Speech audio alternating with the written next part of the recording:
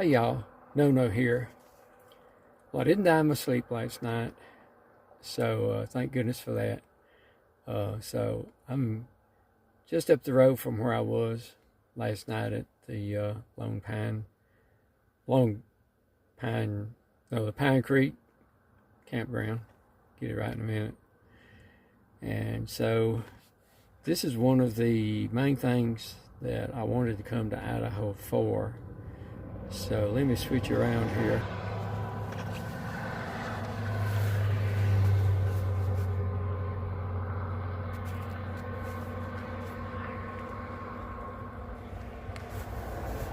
And so I'm stopped here for lunch. I think you'd have to agree this is not a bad place. Pretty good view out the back door of your van.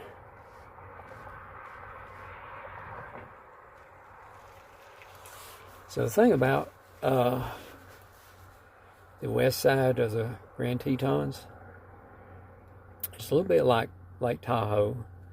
Since it's not a national park on this side, people have just bought up land with the great views of the mountains.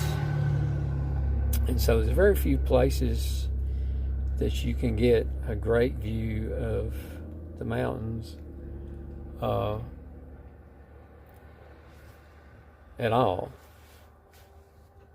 This happens to be one of the places, but really about the only way you're going to get a good picture of the west side of the Tetons is if you own a house here, or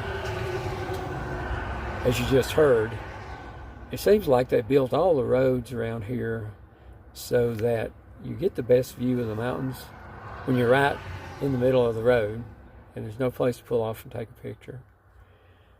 So this may be the best view I get all day. It may be the best view you get in your lifetime, unless you buy a really expensive house out here. So I'll see you on down the road. I do not know where.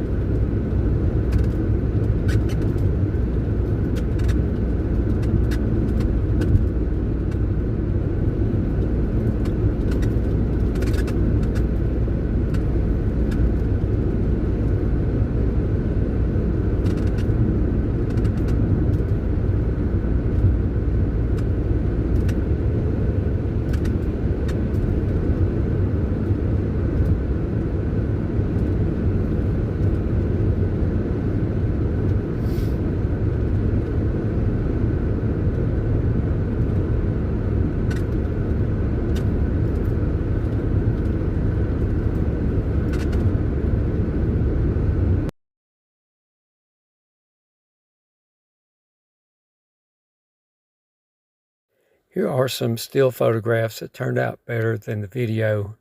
As you can see, it's hard to get in a place to take a really good video. The best I got was while I was driving down the road, which is where you see it most of the time, but you can't take the picture when you want to.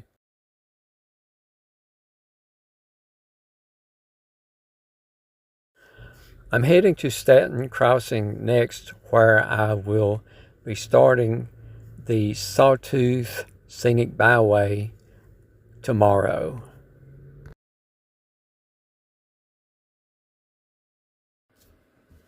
I spent the night at the Staten Crossing campground last night, and let me tell you, it is a little piece of Idaho hospitality.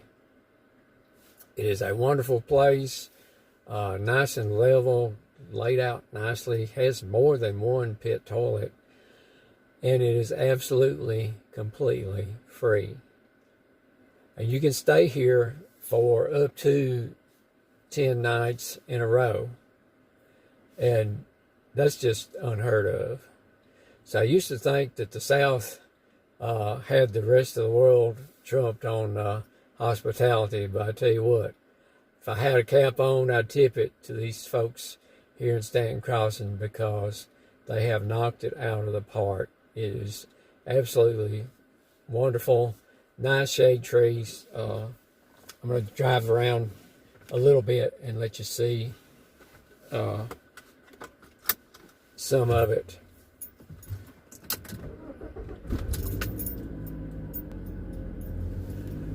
So to start with, right over there is one of the pit toilets, and you can see how close I was able to park to it.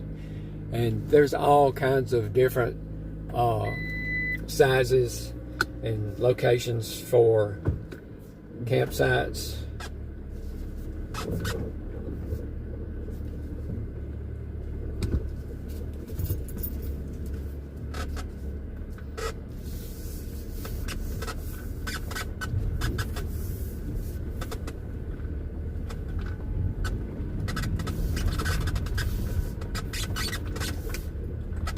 It's well maintained.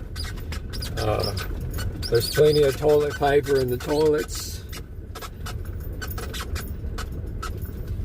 You can see all the shade trees around here. It's just really, really nice. The roads,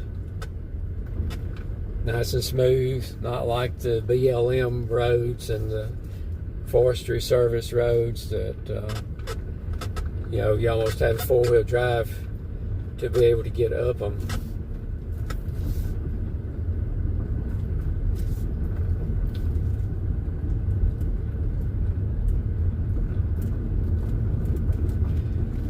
I drove about halfway across Idaho yesterday.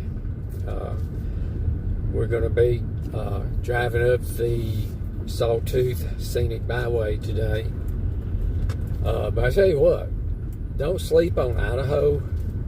It's far away from most of us, but I tell you, if you like variety, Idaho's the place to come. So I started out in the Teton Mountains, drove across miles and miles of potato farms, potatoes as far as the eye could see. Then I drove across what I would call kind of a desert. They say there's lots and lots of waterfalls in Idaho, hot springs, of course the Sawtooth Mountains where we're going to today.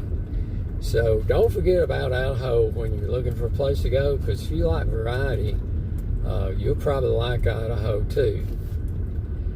Alright, so we're headed to the Sawtooth Scenic Byway now. So I will check in with you when I get there. I think those are the Sawtooth Mountains that we see peeking up from behind these mountains that are right in front of us.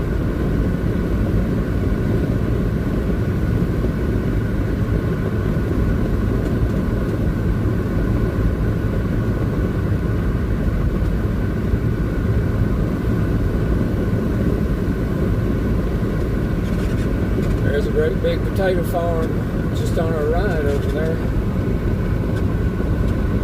Actually, that's a small potato farm by Idaho standards.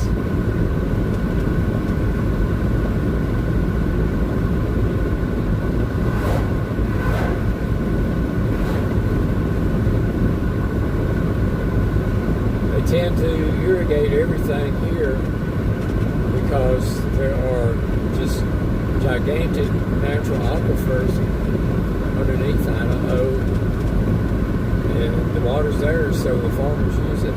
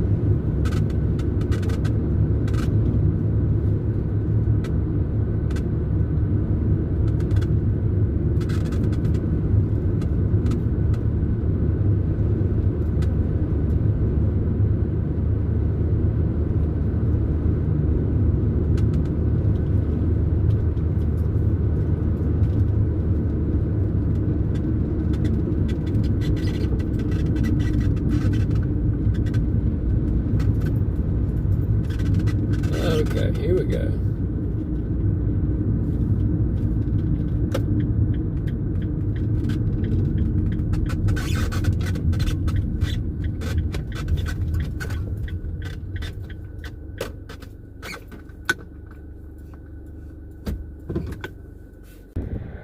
This is looking a bit more like what I think of the Sawtooth Mountains.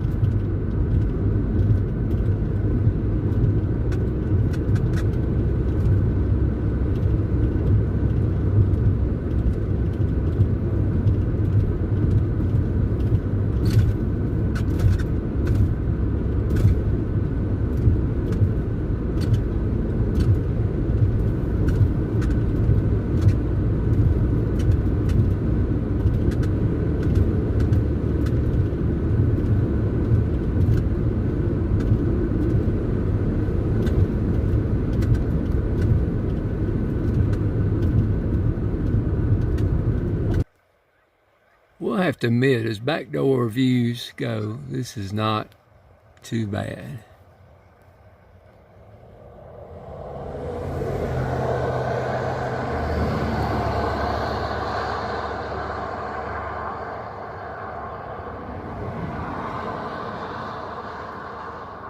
It's a little bit noisy, but not that often.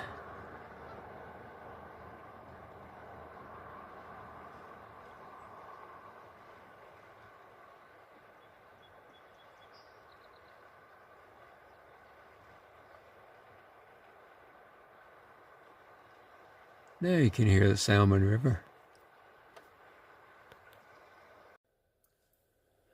Well, I guess it's about time to tie a string around episode 4. Finished the Sawtooth Scenic Byway by around lunchtime, and that last shot was when I stopped for lunch.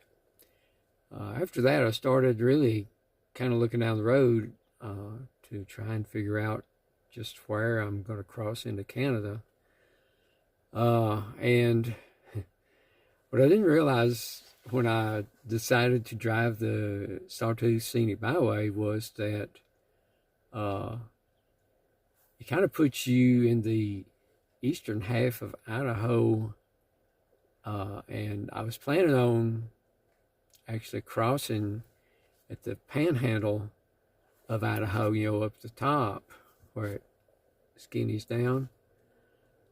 But if you drive the Sawtooth Scenic Byway, you can't get there. There's no road that goes from the end of the Scenic Byway up to the panhandle. So I had to make a change of plan, and so I'm actually going to cross in Montana instead of Idaho at Eureka. Now that's just half of what went on this afternoon. So, I thought I had it all planned out. I was going to drive as far as Salmon and then find a good place to camp tonight. And I'm not a big fan of artificial intelligence, but I'll have to say, on this trip, it's really been a big help, because all you have to do is tell it what you want, and it'll go hunt it down for you in a matter of seconds, where it might take you an hour to search on different websites and stuff like that. The artificial intelligence can do it all at one time. And so I told the artificial intelligence guy that I wanted a campsite to park a camper van that had good cell phone reception and a pit toilet. And man, it spit out 3 or 4 of them just like that. But what AI cannot tell you is if there's any campsites available in those campgrounds. And so this is July the 2nd. And so the Salmon River area is very popular anyway. There's lots of people fishing and kayaking and rafting. It's really a big deal around this part of Idaho. And so I went to 5 different campgrounds, starting in Salmon and then working my way north. I'm actually in the Bitterroots National Forest now. I mean, I don't know how many miles I had to drive before I found a campground with one available campsite in it. And so I took it, man. So I'm about 2 hours away from the Canadian border. And so I need to restock on groceries, but I don't think I should in case I buy something. I'm going through Missoula, which I'm sure has a Walmart, but I'm really afraid to buy any fresh produce or anything like that. I've even got a dozen eggs already, and I don't know if they're going to make me discard them or not. Last time when I went to Alaska, I tried to eat up all my produce and all my eggs and stuff, but I can't eat a dozen eggs in one day. But I really do want to get into Canada tomorrow for another reason too. I think the reason that all these campgrounds are filled up is because it's 4th of July weekend. And so I think I'm going to have this same problem at a lot of campgrounds in the United States. But if I can cross over into Canada, 4th of July is just another day to them.